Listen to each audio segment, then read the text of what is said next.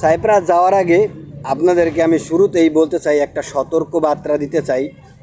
আজকের ভিডিওটা খুবই ইম্পর্টেন্ট। যারা সাইপ্রাসে যাইতে চাইতেছেন তাদের জন্য এই ভিডিওটা। যাওয়ার আগে আমার এই কথাগুলো আগে শোনেন। সাইপ্রাস এক কথায় অনেক সুন্দর একটা জায়গা, অনেক সুন্দর একটা দেশ। তবে আগে সাইপ্রাসের অবস্থা অনেক বেশি ভালো ছিল। আগে 1 টাকায় 10 টাকা ছিল বাংলার, মোটামুটি তখন ভালো ছিল। তবে এখনও অনেক ভালো, এখন টাকার মান কমে গেছে সাইপ্রাসের। এই ভিডিওটা অনেক ইম্পর্টেন্ট। এই ভিডিওতে অনেক কিছু তথ্য আপনাদের দেব। তবে এখনের সাইপ্রাসের মানে তুর্কি সাইপ্রাসের 1 টাকা সমান বাংলাদেশে 2.5 টাকার মতো।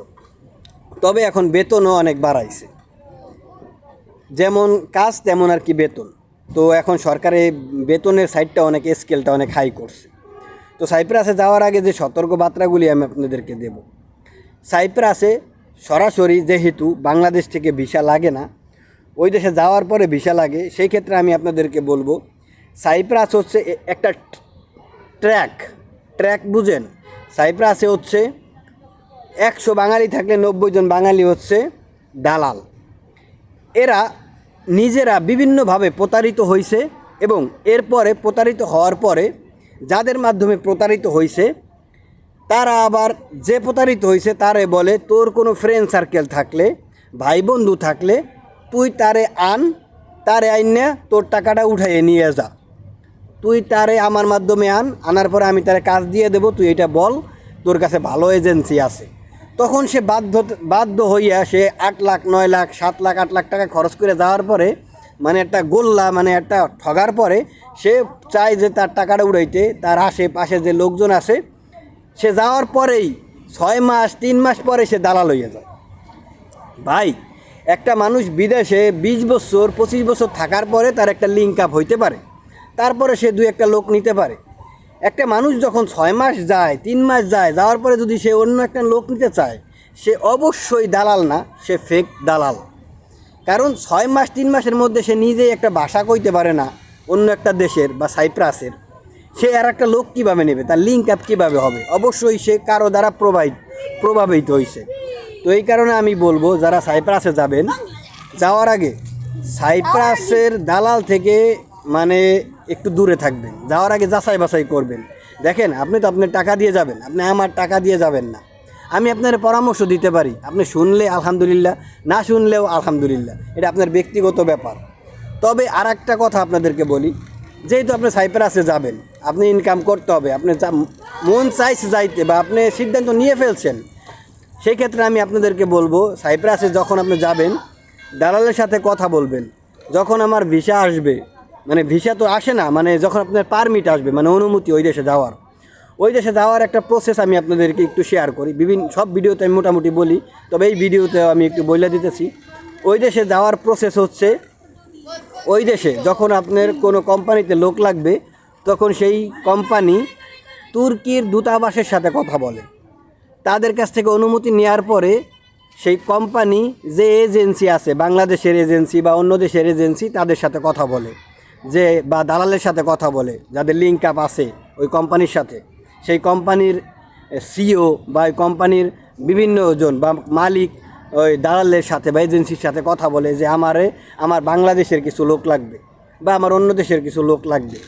তখন সে বাংলাদেশে যারা যাইতে চায় তাদের সাথে কমিউনিকেশন করে, ভাই আপনি কি যাবেন, বা তার আত্মীয় স্বজন যারা আছে বা তার মাধ্যমে কেউ যাইতে চায় তাদের সাথে কমিউনিকেশন করে, আমার কাছে কোম্পানির কাজ আছে, এই কাজ আছে, তুমি আসবা, এইগুলা বলার পরে তখন আপনার কাছে তো আপনার পাসপোর্ট নেবে, আপনার 2 কপি ছবি নেবে, আপনার কোনো শিক্ষাগত যোগ্যতা থাকলে সেই সার্টিফিকেট নেবে।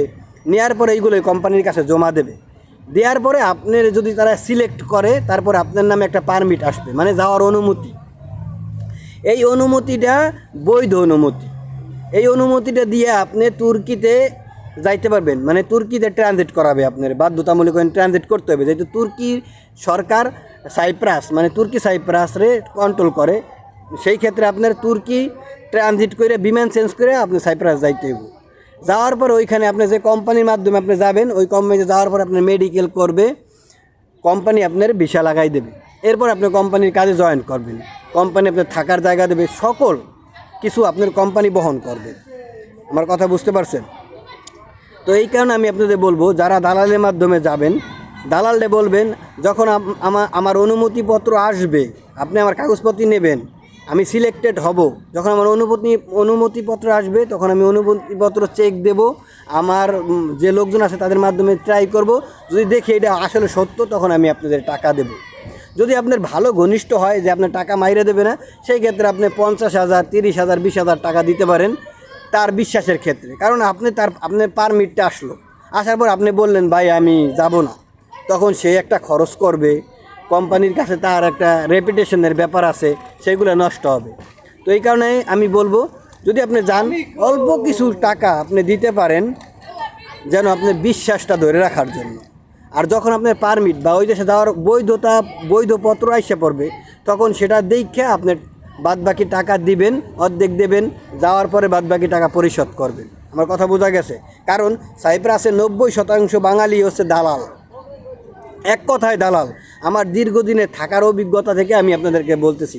আপনারা বিশ্বাস করলে আলহামদুলিল্লাহ, না বিশ্বাস করলেও আলহামদুলিল্লাহ। আমি শুরুতে এই কথাটা বলছি, এই কারণে আপনাদেরকে আমি বারবার বলতেছি যারা যাবেন। আর আপনারা এখন বলতে পারেন ভাই আমার যে ধরেন আমার একটা পারমিট দিল, সেটা আমি কেমনে বুঝবো এটা আসল না নকল? ভাই আপনি আমার ভিডিও দেখে থাকলে আপনি আমারে বলবেন, আমার এসে এখানে এসে কমেন্টস করবেন ভাই আপনার কাছে ডকুমেন্ট আছে, তখন আমি আমার হোয়াটসঅ্যাপ নাম্বার দেবো, আপনি আমার হোয়াটসঅ্যাপে আপনি ওই ডকুমেন্টটা পাঠাই দিন, আমি চেক করি, আমার চেক করার মাধ্যম আছে, আমি চেক করে আপনাদেরকে দিব, যেন আপনারা বুঝতে পারেন এটা আসল না নকল। আমি চেক করে আপনাদেরকে বইলা দেবো এটা আসল না নকল পারমিটটা, ঠিক আছে? অনেক দালাল আছে ফেক পারমিট, অন্যের পারমিট আপনার নামে কম্পিউটার দিয়ে বানাইয়া আপনারা দিয়া আপনার কাছ থেকে টাকা 2 লাখ 3 লাখ 4 লাখ আতাইয়ে নিয়ে পরে কবে কি এখন ভিসা হঠাৎ করে বন্ধ হয়ে গেছে, বা তুর্কিতে ট্রানজিট করা যাইতেছে না, এই দেশের সরকার এখন লোক লাগতেছে না, কিছুদিন পরে লাগবে, এইগুলা বলে। এইগুলো আমার সাথে একটা সময় হয়েছে, এইগুলো সত্য ঘটনা আপনাদের সাথে আমি শেয়ার করতেছি।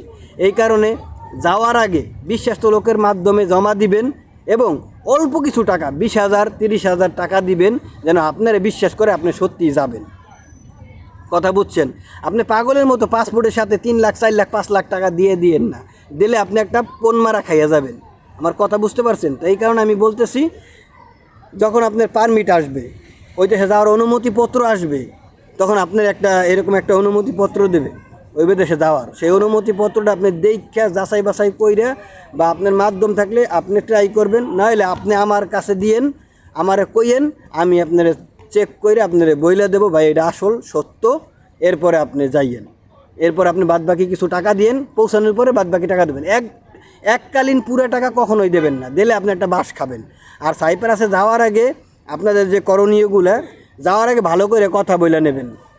আপনি গেলে বাংলাদেশ থেকে কখনোই সরাসরি কোম্পানির ভিসা ছাড়া, বা যে কোনো কাজে যান, যে কোনো কাজের যে আপনারা নেবে ওই কোম্পানির কোনো অনুমতিপত্র ছাড়া আপনি যাবেন না। আপনি যদি অনুমতিপত্র ছাড়া যান, দালাল আপনারা বলে তুই আয়, আসার পরে আমি তোরে বৈধ করে দেবো, তোরে কোনো কোম্পানিতে কাজ দিয়ে দেবো, ভাই আপনি যাইয়েন না।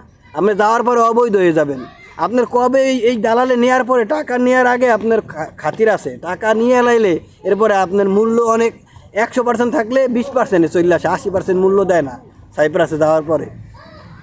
এই কারণে আপনাদেরকে আমি বলবো, যদি আপনি যাবেন তো কাজ করতে নাকি, যদি কাজ করতে যান তাহলে আপনি কোম্পানির বিষয়ে যান। এটা কৃষি কাজ হোক, কনস্ট্রাকশনের কাজ হোক, রঙের কাজ হোক, কোনো ফল বাগানের কাজ হোক, যে কোনো সব কিছুর একটা কোম্পানি আছে, কোম্পানির আন্ডারে যাবেন, কোম্পানি আপনার ভিসা লাগাইয়ে দেবে, কোম্পানি আপনার থাকতে দেবে, কোম্পানি আপনার খাইতে দেবে, দালালের আর প্রয়োজন হবে না।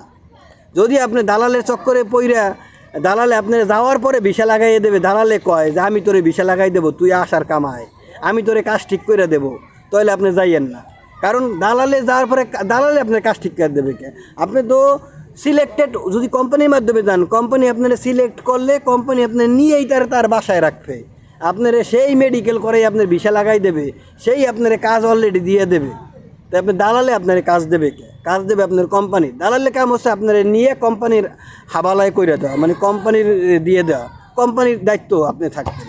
আমার কথা বুঝতে পারছেন? তো এই কারণে যাওয়ার আগে আপনি সতর্ক বার্তা আমি এই কারণেই দিলাম, যাওয়ার আগে বুঝতে হই না, যাচাই বাছাই কইরা পরিচিত মানুষের মাধ্যমে দিবেন, যাতে তারা ধরতে পারেন, কথা বলতে পারেন। সাইপ্রাসের ভিসা বাংলাদেশিদের জন্য খোলা আছে, যাদের মাধ্যম ভালো আছে তারা নিতে পারতেছে। এই যে কৃষি ভিসা ভাই খুললে লাইছে, ভাই কনস্ট্রাকশনের ভিসা খুললে লাইছে, ভাই এগ্রিকালচার ভিসা খুললে লাইছে, ভাই এইরকম বিষয়টা না। সাইপ্রাসে সরাসরি যেহেতু বাংলাদেশ থেকে যাওয়া যায় না, ভিসাও লাগে না, যেহেতু তুর্কির অনুমতি নেওয়া লাগে দূতাবাসের, সেই ক্ষেত্রে আপনার প্রসেসিংয়ে বাই প্রসেসিং যাইতে হয়। যাদের মাধ্যম, যাদের কোম্পানির সাথে ভালো যোগাযোগ আছে, যাদের লিঙ্ক আপ অনেক ভালো, তারা অহরহ সবসময় বাংলাদেশ থেকে লোক যাইতেছে। এটা আমি জানি, এই কারণে আপনাদের বলতেছি। আমি আপনাদের মিথ্যা ভিডিও বানাইও না আর দেইও না।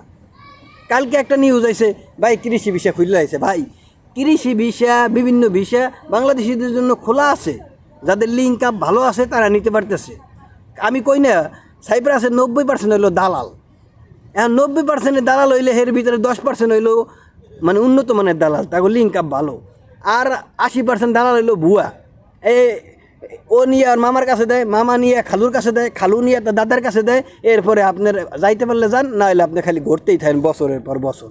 সাইপ্রাস যাইতে সর্বোচ্চ লাগে 3 মাস, তা আপনার বছর বছর ঘুরায়। কারণ ও আপনার প্রথম আপনি জেনেছে, ও নিয়ে লাভ খেয়ে লাইছে, এরপর আরেকজন চোষা দিছে বাংলাদেশের মতো।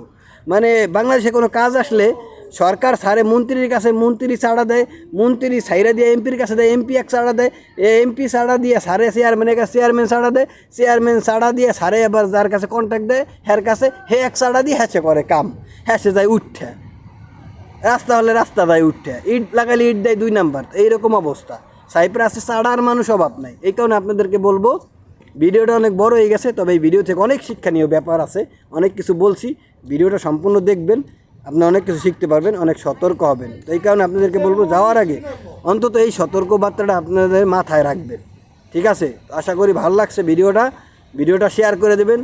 যারা যাবে, যারা চিন্তা ভাবনা করছে, এই ভিডিও থেকে যেন অনেক কিছু শিখতে পারে। ধন্যবাদ, ভালো থাকবেন সবাই, খুদা হাফেজ।